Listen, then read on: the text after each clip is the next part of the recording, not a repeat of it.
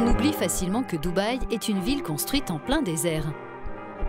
Pourtant, ces traditions restent liées à la culture bédouine qui date d'une époque aujourd'hui révolue.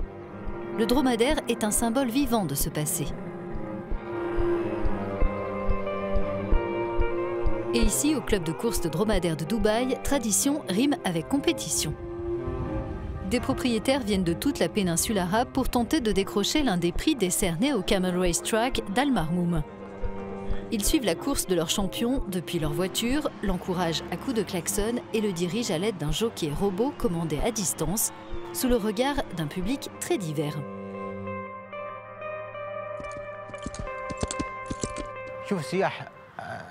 Quand les touristes viennent sur les sites de course, ils découvrent quelque chose de nouveau. Ils voient comment on s'occupe des dromadaires, comment nos animaux sont mis en compétition et que c'est toute la société émirati qui promeut les dromadaires. Non loin de là se tient justement le plus grand événement de l'année dédié à la culture bédouine.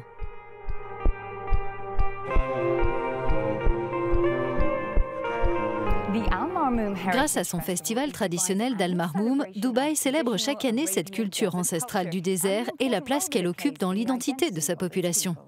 Occasion de découvrir l'Ala Yala, la danse du bâton, exécutée par 2 rangées de danseurs qui se font face. Cette chorégraphie illustre l'esprit d'unité et de coopération présent au sein des communautés tribales.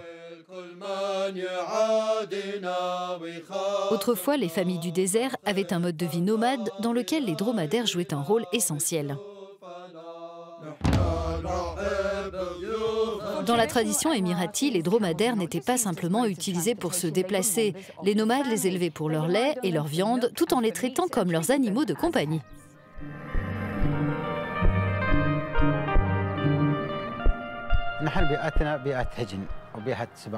On a baigné dans les courses de dromadaires. C'est comme ça qu'on a été élevés.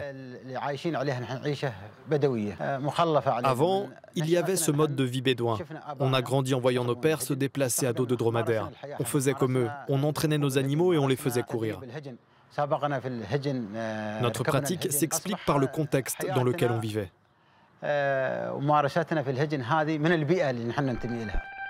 Quand de nouveaux modes de transport sont apparus, l'ancien président des Émirats arabes unis a encouragé les courses de dromadaires en hommage à leur importance dans la société émirati. Cheikh Zayed Ben Sultan Al Nahyan, paix à son âme, a redonné aux courses de dromadaires leur place dans notre communauté. Les dromadaires ont de nouveau acquis de la valeur. Ils appartenaient à notre environnement, à nos pères et à nos grands-pères. Ils font partie de ce passé. La famille royale de Dubaï, Al Maktoum, continue de soutenir activement ces courses pour leur rôle dans la sauvegarde des traditions. Cette expatriée allemande est étonnamment une autre ambassadrice de cette culture. Après une première visite en 1993, elle s'est installée dans ce campement dans le désert il y a une vingtaine d'années, après avoir été accueillie par une famille locale. Sur place, elle élève des dromadaires et partage son expérience avec les visiteurs. Ma motivation, c'est le fait de transmettre un message. Je veux donner aux étrangers, à d'autres personnes, la chance de connaître l'hospitalité arabe, leurs traditions, leur culture. Je veux leur montrer tout cela. C'était mon idée dès le départ. L'élevage, c'était mon hobby, ma passion. Et ensuite, la course, c'est un hasard si je m'y suis intéressée.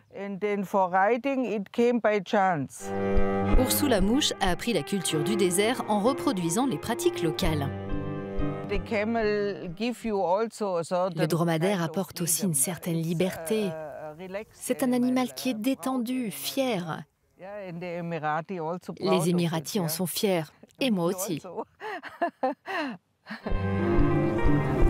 Aujourd'hui, même si cela fait longtemps que les Émiratis ne dépendent plus de lui pour survivre, le camélidé reste lié à l'identité culturelle de Dubaï.